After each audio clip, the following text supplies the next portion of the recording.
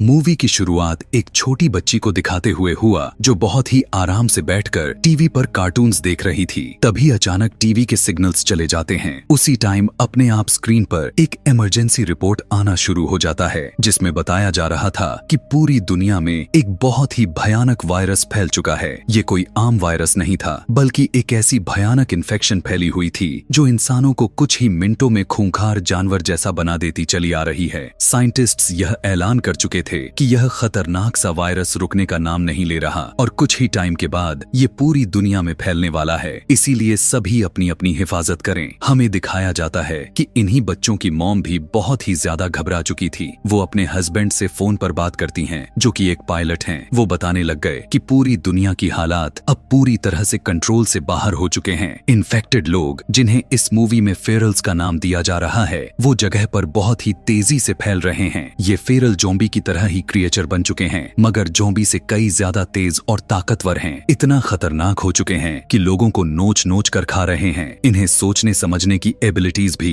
इनके पास मौजूद हो चुकी हैं। इन फेरल्स ने काफी शहरों और इलाकों पर कब्जा कर चुके हैं और अभी इस टाइम ये परिवार जिस इलाके में थे, वहाँ पर ही तो सबसे ज्यादा खतरा दिखाई दे रहा था। पायलट अपने वाइफ से कहने लगा कि अभी इसी वक्त तुम्हें इस सोसाइटी को छोड़कर निकलना होगा। कॉल कट करने से पहले पायलट अपनी बेटी अबिगेल को खुश करने के लिए उसे वो ब्रेसलेट दिखाता है जो अबिगेल ने खुद अपने डैड के लिए बनाया हुआ था। वो प्रॉमिस करते हुए कहने लगा कि मैं हमेशा इस ब्रेसलेट को अपने पास रखूंगा और जल्द ही तुम लोगों के पास पहुंच भी जाऊंगा। अब यहीं से खूनी खेल शुरू हो जाती है। यह परिवार अपने आप को बचाने के लिए घर से बाहर निकल आते हैं, लेकिन बाहर का सीन ही बहुत ही ज्यादा भयानक हो चुका था। सायरन लगातार बजते ही जा रहे थे, लोग चीख चिल्ला रहे थे और चारों तरफ खतरनाक फेरल्स घूम रहे थे। ये लोग अपनी कार की तरफ फौरन से भागते हैं, लेकिन तभी रास्ते में एक फेरल उनकी मॉम के ऊपर अटैक कर देता है। पलक झपकते ही अब अबिगेल की मॉम उसकी आंखों के सामने फेरल बनने लग चुकी थी। घबराते हुए अबिगेल कार के नीचे छुप जाती है। कार के नीचे से वो एक और खतरनाक नजारा देखती है कि पहले जिस फेरल ने उसकी मॉम के ऊपर हमला किया हुआ था, उसी ने अब उसके भाई के ऊपर भी अटैक करके उसे भी इन्फेक्टेड कर चुका था। यह देखकर अबिगेल को बहुत ही ज्यादा दुख हुआ, लेकिन वो खामोशी से कार के नीचे छुपी रही, क्योंकि वो जान चुकी थी कि अगर उसने शोर किया तो यही फेरल उस पर भी अटैक करके उसे इन्फेक्टेड कर डालेगा। कार के नीचे छुपी हुई अबिगेल को फेरल देख नहीं पाता और आगे चला जाता है। यहाँ पर अबिगेल को लगने लगा था कि अब उसकी जान बच चुकी है, लेकिन ऐसा कहाँ होने वाला था, क्योंकि उसकी अपनी ही मॉम, जो कि एक फेरल बन चुकी थी, उनकी नजर अबिगेल पर पड़ जाती है और वो अबिगेल को मारने के लिए उसकी तरफ बढ़ती है। तभी वहाँ पर एक गोली चलने की आवाज सुनाई दी। अबिगेल ने देखा कि उसकी मॉम अचानक से नीचे गिर गई थी, क्योंकि एक आदमी ने उसे गोली मारकर बचा लिया था। इस आदमी का नाम कैसियस था, जो बहुत ही प्यार से अबिगेल को कार के नीचे से निकालता है, उसे गोद में उठाकर प्यार करने लगा। इसी टाइम पर वो नोटिस करता है कि अबिगेल की नजर एक छोटे बच्चे की तरफ थी। वो समझ चुका था कि ये अबिगेल का भाई है जो अब फेरल बन रहा है। कैसियस अबिगेल से अपने कानों पर हाथ रखने को कहता है और उसके बाद उसके भाई को भी उसके सर में गोली मारते हुए हमेशा के लिए उसे खत्म कर देता है। इस घटने की कुछ ही मिनट हुए थे और अबिगेल की पूरी दुनिया ही चेंज हो चुकी थी। उसकी पूरी फैमिली खत्म हो चुकी थी और उसी दिन के बाद से कैसियस ही उसकी फैमिली बन गया था। उसका टीचर के साथ साथ एक प्रोटेक्टर भी। यहीं से इस मूवी में 10 साल का टाइम गुजर जाता है। दुनिया अब पूरी तरह से बदल चुकी है और हर तरफ बस सन्नाटा ही सन्नाटा है। ज्यादातर इंसान या तो मर चुके हैं या फेरल्स बन चुके हैं। कैसियस और अबिगेल जंगल में रहकर सरवाइव कर रहे हैं, क्योंकि शहर तो फेरल्स से भर चुके थे। अबिगेल भी अब वो डरी हुई बच्ची नहीं रही थी, वो एक वॉरियर बन चुकी है। कैसियस ने उस बहुत ही सख्ती से पेश आते हुए उसे ट्रेंड की ताकि वो लड़ सके, शिकार कर सके, यहाँ तक कि वो अगर अकेली रह जाए तो सरवाइव खुद कर सके। इस टाइम हम उन्हें जंगल में प्रैक्टिस करते हुए देख पाते हैं और उसी टाइम उनकी नजर एक सर्वाइवर पर पड़ जाती है जो फेरल्स से बचने की कोशिश कर रहा था। कैसियस कहने लगा कि अबिगेल तुम्हारे लिए एक टेस्ट आ चुका है। वो उसे उसके स्नाइपर देते हुए कहने लगा कि इस आदमी को बचाओ और बाकी सभी फेरल्स को मार डालो। अबिगेल पूरी तरह से तैयार हो चुकी थी। निशाना लगाने से पहले कैसियस उससे कहने लगा कि रिलैक्स करो, गहरी सांस भरो, अपने शिकार पर केंद्रित करो और फिर ट्रिगर दबा दो। यह सारा कुछ अबिगेल तो करती है। वो जल्दीबाजी में अपने आप को साबित करने की कोशिश में वो यह नोटिस नहीं कर पाती कि टारगेट के आसपास वो इंसान भी था। अबिगेल ने जब गोली चलाई तो वो उस फेरल के बजाय सर्वाइवर को लग जाती है। यह एक बहुत ही बड़ी गलती थी, खासकर इस जगह पर जहाँ पर इंसान बहुत ही कम रहते थे। उसी उसी जगह पर अबिगेल ने एक इंसान को मार दिया था। कैसियस अबिगेल को डांटता है और ज़ोंबिस को मारते हुए खुद वहां जाता है। वो जानता था कि यह मरा हुआ आदमी भी एक फेरल बनकर जिंदा हो जाएगा, इसीलिए उसके दोबारा से जिंदा होने से पहले वो उसका सर ही काटकर उसके धड़ से अलग कर देता है। जिसके बाद वो उसके गाड़ी में से अपनी जरूरत का सामान निकालने लगता है और उसके जूते भी पहन लेता है, क्योंकि कैसियस के अपने जूते बहुत ही पुराने हो चुके थे। अभी ये लोग यहाँ से जाने ही वाले थे कि तभी अचानक कुछ गाड़ियां चारों तरफ से आकर उन्हें घेर लेती हैं। इन गाड़ियों में बहुत सारे इंसान सरवाइव करते थे, जिनके पास बहुत सारे वेपन्स भी मौजूद थे। वो कैसियस को अपने मरे हुए दोस्त के जूते पहना हुआ देखते हैं तो सोचने लग जाते हैं कि जरूर कैसियस एक लुटेरा है और उनके दोस्त को लूटने के लिए ही कैसियस ने उसे मारा है। अब उस आदमी को क्योंकि गोली भी लगी हुई थी तो साफ मतलब बन रहा था कि ज़ॉम्बी के बजाय इन्हीं में से किसी ने उसको मारा होगा गुस्से में। ये सभी लोग अपने अपने वेपन से कैसियस के ऊपर तान देते हैं और तभी गाड़ी से बाहर निकलकर मेगन नाम की एक प्रेग्नेंट औरत ये सब कुछ रोकने आ जाती है। वो सभी से कहने लग गई कि प्लीज बस कर दो, ये सभी भी हमारी तरह उन्हीं कुछ सर्वाइवर में से एक हैं जो अब इस दुनिया में इंसान बचे हैं। इससे पहले कि ये लोग कोई फैसला कर पाते, यहाँ पर एक और बहुत बड़ी मुसीबत खड़ी हो जाती है। इन्होंने जो आपस में शोर मचाया हुआ था उसकी वजह से बहुत सारे फेरल्स अट्रैक्ट हो चुके थे और अब भागते हुए चारों तरफ से ज़ॉम्बिस यहाँ आ गए थे। अब ज़ॉम्बीज इतने ज्यादा मात्रा में हो चुके थे और इतनी रफ्तार से भाग रहे थे कि लोगों को मौका ही नहीं मिलता कि बचकर ये लोग अपने गाड़ी तक पहुंच सके। गन्स इनके पास था ही, इसीलिए ये सभी अपने वेपन्स को ही अपना कवर बनाते हैं और इन्हीं वेपन्स के जरिए अपने सरवाइव करने के लिए लड़ने का फैसला कर लेते हैं। यहाँ पर काफी भयानक लड़ाई शुरू हो चुकी थी। इन सर्वाइवर्स का ग्रुप अब हारने लग गया था, जबकि इनके पास काफी सारे वेपन्स रहने के बावजूद भी इनकी गोलियां खत्म होने लग चुकी थीं। लेकिन मॉन्स्टर तो खत्म होने का नाम ही नहीं ले रहे थे। अब बहुत सारे मॉन्स्टर इन्हीं ग्रुप के ऊपर हमला कर देते हैं और उन्हें भी काटते काटते मॉन्स्टर बना डालते हैं। और जो यहाँ पर बचे हुए थे वो थे कैसियस के साथ अबिगेल, मेगन और उसका हस्बैंड डेविड। यहाँ पर आए हुए जितने भी मॉन्स्टर ग्रुप को काटने में बिजी थे उसी का फायदा उठाकर ये चारों कार में बैठकर वहाँ से भाग जाते हैं। पीछे जो नया ग्रुप जो फेरल में बदला था, पता चलता है कि उनका लीडर भी अब फेरल बन चुका है। वो अपने और अपने ग्रुप के साथ होने वाले इन सारी चीजों से बहुत ही ज्यादा गुस्से में आ जाता है और अब उसने ठान लिया था कि वो कैसियस से बदला लेकर ही रहेगा, जिसकी वजह से यह सब कुछ शुरू हुआ था। इसलिए अब वो कैसियस के खुशबू को सूंघते हुए उस कार का पीछा करने लग जाता है जिसके अंदर ये लोग भागे हुए थे।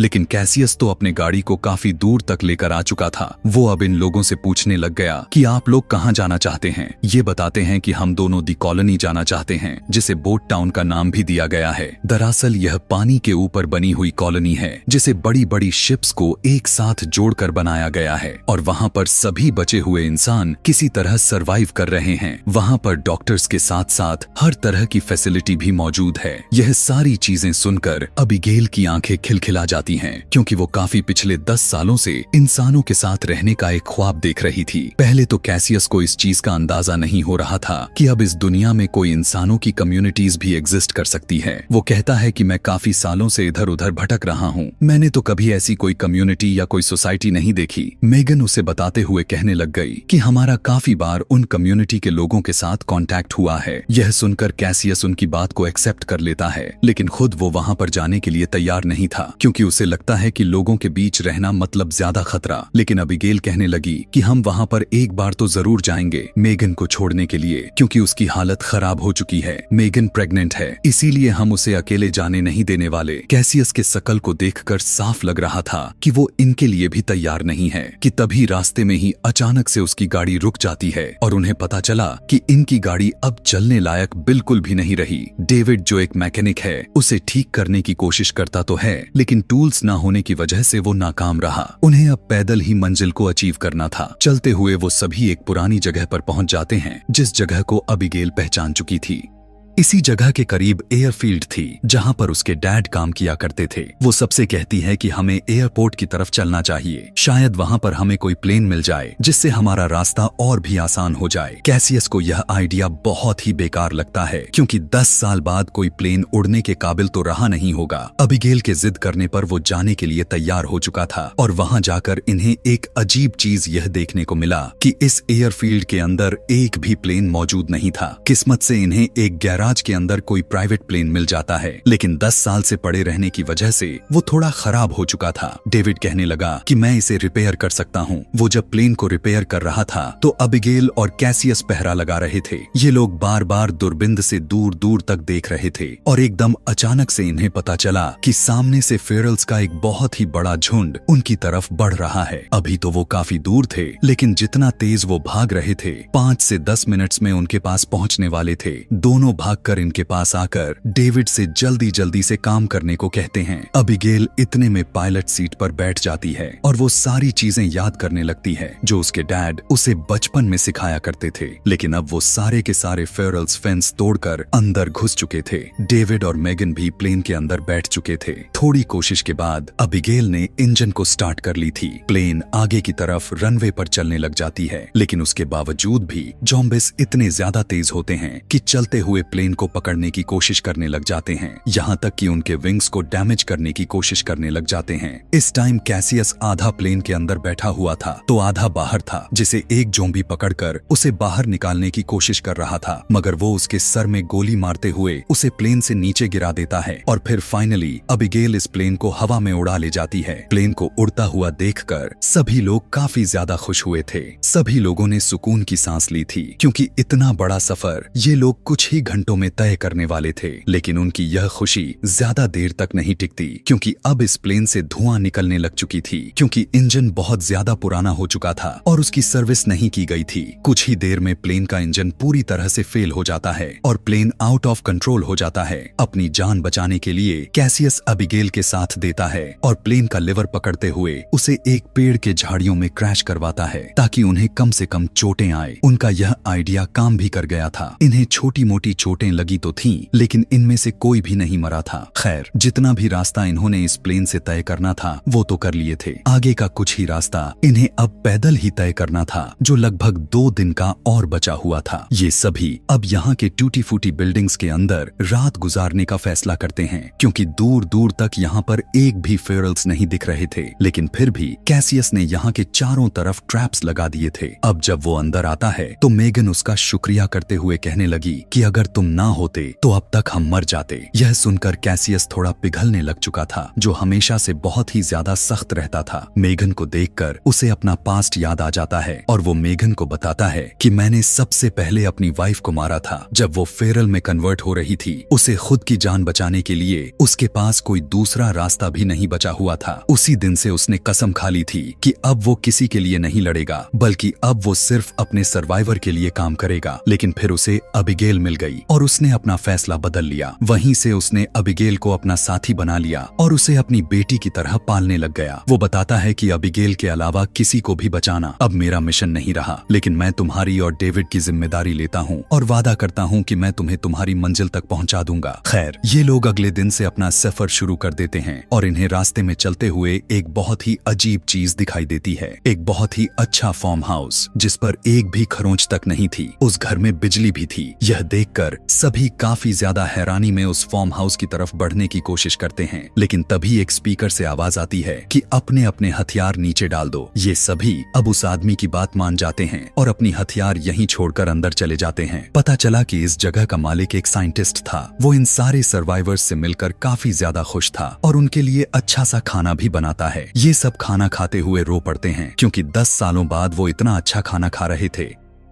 डिनर के बाद ये लोग बैठकर बातें करने लग जाते हैं और बातें करते हुए एक बहुत ही अजीब बात साइंटिस्ट यह करता है कि यह वायरस कोई बुरी चीज नहीं है, बल्कि ये तो ह्यूमन एवोल्यूशन है। वो मानता है कि इस वायरस ने सारे कमजोर इंसानों को मार दिया है और ताकतवर इंसानों को फेरल्स में बदल दिया है। अब इन नए फेरल्स को ही इस दुनिया के ऊपर कब्जा करना चाहिए और बचे कूचे इंसानों को भी मर जाना चाहिए। जैसे जैसे वो बोल रहा था, सबको उसकी बातों को सुनकर चक्कर आने लग चुके थे, क्योंकि उसने सभी के ड्रिंक में बेहोश होने की दवाई मिलाई हुई थी। इससे हमें पता चलता है कि इस साइंटिस्ट का उन सबको अंदर बुलाने का इरादा कुछ अच्छा नहीं था। जब इनकी आंखें खुलती हैं तो ये सभी के सभी बंधे हुए थे। यहाँ पर इनको साइंटिस्ट अपनी असलियत बताता है और कहता है कि मैं तो यहाँ पर ज़ॉम्बिस के ऊपर ही एक्सपेरिमेंट कर रहा था। उसने अपनी ज़ॉम्बी बनी हुई वाइफ को भी यहीं पर कैद करके रखा हुआ था और उसने एक ऐसे डिवाइस भी बनाई हुई थी जिससे वो न सिर्फ अपने वाइफ बल्कि सभी फेरल्स यानी सभी ज़ॉम्बीज को कंट्रोल कर सकता था। वो बताने लगा कि मैं चाहता हूँ सारे इंसान मर जाए और सारे फेरल्स यानी ज़ॉम्बिस में कन्वर्ट हो जाए ताकि मैं उन्हें कंट्रोल करके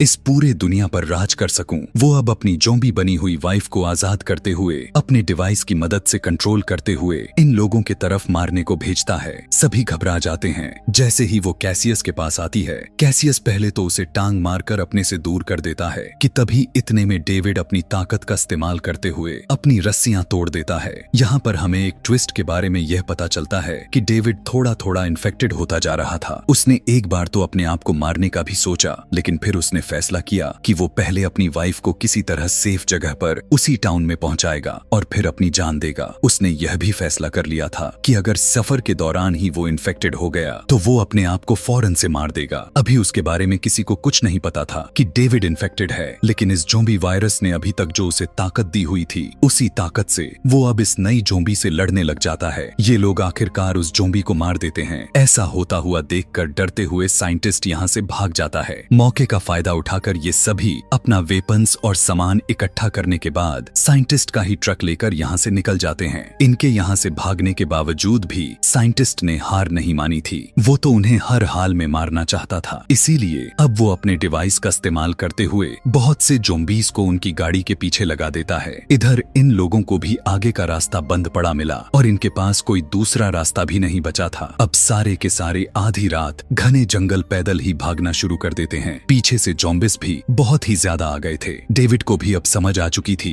कि वो पूरी तरह से ज़ॉम्बी में बदलने वाला है, क्योंकि उसके शरीर के नसें भी काली होने लग चुकी थी। उसकी हालत भी पहले से कुछ ज्यादा ही खराब होने लग चुकी थी। वो यहाँ पर अपनी वाइफ से लास्ट गुड बाय कहता है। उसकी वाइफ यानी मेगन उसे छोड़कर जाना नहीं चाहती थी, लेकिन वो मेगन से कहने लगा कि यह सब मैं हमारे बेबी के लिए ही तो कर रहा हूँ। यह कहकर इसे कैसियस के साथ भेजकर और खुद यहाँ बचे कुचे ज़ॉम्बीज से लड़ने लग जाता है। ज़ॉम्बिस उन तीनों लोगों का पीछा नहीं कर पाते और इस तरह से ये लोग अब नदी के किनारे पर पहुंच जाते हैं। उनकी किस्मत तो तब चमक गई जब उन्हें पता चला कि इसी पानी के ऊपर उसी टाउन को बनाया गया था जहाँ पर मेगन को आना था। अबिगेल फौरन से जाकर मदद की गुहार लगाने लग जाती है और इन्हें देखते ही वे इन्हें कवर देने लग जाते हैं और दूर से इनके पीछे आने वाले मॉन्स्टर्स पर हमला कर देते हैं। जिसके बाद इन लोगों को कॉलोनी के अंदर बुलाने के लिए एक बोट भेजी जाती है और फाइनली ये सभी ज़ॉम्बी से दूर आ जाते हैं। पता चला कि यह ज़ॉम्बिस यानी ये फेरल्स पानी के अंदर नहीं आ सकते थे। अब हमें इसी कॉलोनी का एक सीन दिखाया जाता है। जैसा कि मैंने पहले भी बताया था कि यह कॉलोनी बड़े बड़े जहाजों को जोड़कर बनाई गई थी। इसे देखकर ये सभी काफी ज्यादा ही हैरान हो चुके थे। अबिगेल तो बहुत ज्यादा खुश थी क्योंकि वो सालों बाद किसी दूसरे इंसान से मिल रही थी। उसे यहाँ पर बहुत ज्यादा मजा आ रहा था। मेगन जिसकी हालत इस टाइम खराब हो चुकी थी, उसे भी यहाँ पर मेडिकल फैसिलिटी मिल चुकी थी। पता चलता है कि उसके पास एक बेटी पैदा हुई है, लेकिन अफसोस की बात एक यह भी पता चला कि अब मेगन ज्यादा दिन तक जिंदा नहीं रहने वाली थी, क्योंकि उसके अंदर खून की बहुत ही ज्यादा कमी है और यहाँ कोई भी उसे खून नहीं दे सकता।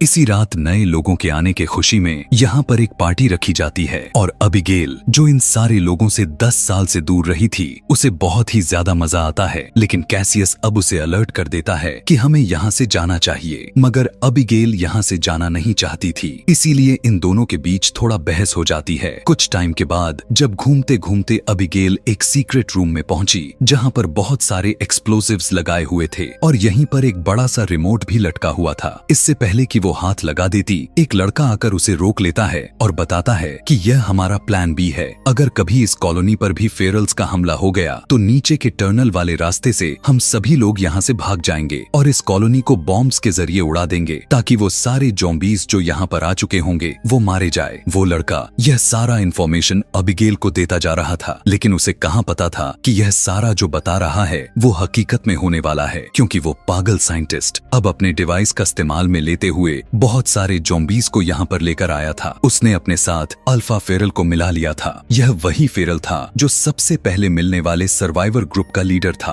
और उसे अपने ग्रुप का कैसियस से बदला लेना था। अल्फा को कंट्रोल करते ही सारे फेरल्स उसकी बात मानने लग जाते हैं। अल्फा फेरल जब बिना डरे पानी के अंदर जंप करता है तो बाकी के ज़ॉम्बीज भी पानी का डर खत्म कर देते हैं और पानी के अंदर जंप करते हुए तैरकर उस कॉलोनी में घुस जाते हैं। कम्युनिटी में जोर जोर अलार्म बजने लग जाता जाते हैं। सभी इंसान खतरे को भांपते हुए सीक्रेट डोर की तरफ भागने लग जाते हैं। कॉलोनी में एक हंगामा शुरू हो गया था और कुछ फेरल्स तो इंसानों के ऊपर हमला भी करने लग चुके थे। इसी अफरा तफरी में कैसियस पहले अबिगेल को ढूंढता है और अबिगेल उसे मिल भी जाती है, लेकिन इस टाइम इन्हें अंदाजा होता है कि स्किप टर्नल अभी बहुत ही ज्यादा दूर है। इसी सारे लड़ाई के दौरान साइंटिस्ट भी कैसियस के सामने आ जाता है। इसे लग रहा था कि अब वो इस डिवाइस को बनाकर नया गॉड बन गया है। यह देखकर कैसियस को इतना ज्यादा गुस्सा आ जाता है कि उसने फौरन से उसके ऊपर हमला कर दिया और उसे मारते हुए बार बार उसके डिवाइस को दीवार के साथ टकराया, जिससे उसकी डिवाइस टूट गई। सिग्नल्स खत्म हो चुके थे और अब पूरी की पूरी ज़ॉम्बीज उसी के ऊपर टूट पड़े। यह देखते ही कैसियस अपनी जान बचाकर यहाँ से भाग गया। आगे जाने पर कैसियस को पता चलता है कि मेगन अब मर चुकी है, लेकिन उसकी एक बेटी थी जो जिंदा थी। मरने से पहले मेगन कैसियस को यह जिम्मेदारी देकर जाती है कि जैसे तुमने अबिगेल को पाला था और उसे ट्रेन किया है, उसी तरह से मेरी बेटी को भी तुम बिल्कुल वैसे ही ट्रेन करना। इधर दिखाया जाता है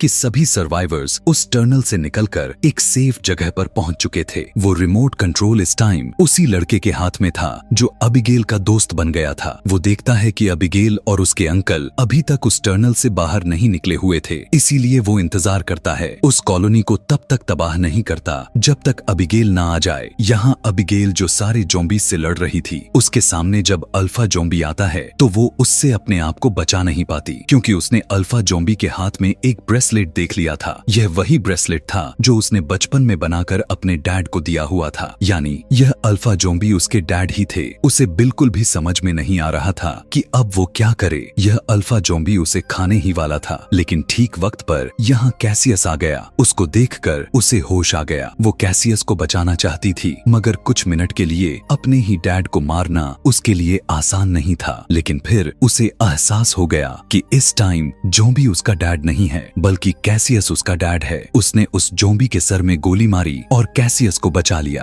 अपने डैड को अपने ही हाथों मारने के बाद अबिगेल कुछ देर के लिए सदमे में पहुंच गई थी, लेकिन अबिगेल कैसियस को खींचता हुआ किसी तरह जल्दी से टर्नल की तरफ बढ़ जाती है। जैसे ही ये लोग टर्नल से बाहर निकलते हैं, वो लड़का इस कॉलोनी को तबाह करने के लिए बटन दबा देता है। उसके दबाते ही चंद ही सेकंड्स में ये पूरा का पूरा कॉलोनी तबाह हो जाता है और यहाँ पर आए सभी ज़ॉम्बीज भी जलकर राख हो जाते हैं। सर्वाइवर्स इस टाइम नदी के दूसरे साइड पर मौजूद थे, लेकिन अब इन्हें दूसरी तरफ एक छोटा सा आइलैंड नजर आ रहा था। ये आइलैंड उनके लिए एक उम्मीद थी और ये लोग इसी आइलैंड पर एक नई कॉलोनी बनाने का डिसीजन लेते हैं। इस टाइम कैसियस ने भी अपनी सोच बदल ली थी, क्योंकि अब तरह से तरह बाकी लोगों ने उनकी जान बचाई थी। वो भी अब अबिगेल और इस छोटी बच्ची के लिए उन लोगों के साथ रहने का फैसला कर लेता है और ये लोग सभी जो बच गए थे उसी आइलैंड के लिए निकल जाते हैं, जहाँ पर रहने के लिए अपना घर बनाएंगे और खुद को हमेशा ये लोग ज़ॉम्बीज और फेरल्स से दूर रखेंगे। इसी के साथ यह कहानी भी यहीं पर खत्म हो जाती है। ऐसे ही और भी मूवी एक्सप्लेनेशन वीडियोस देखने के लिए कमेंट में नेक्स्ट लिखना ना भूलें। Thanks for watching.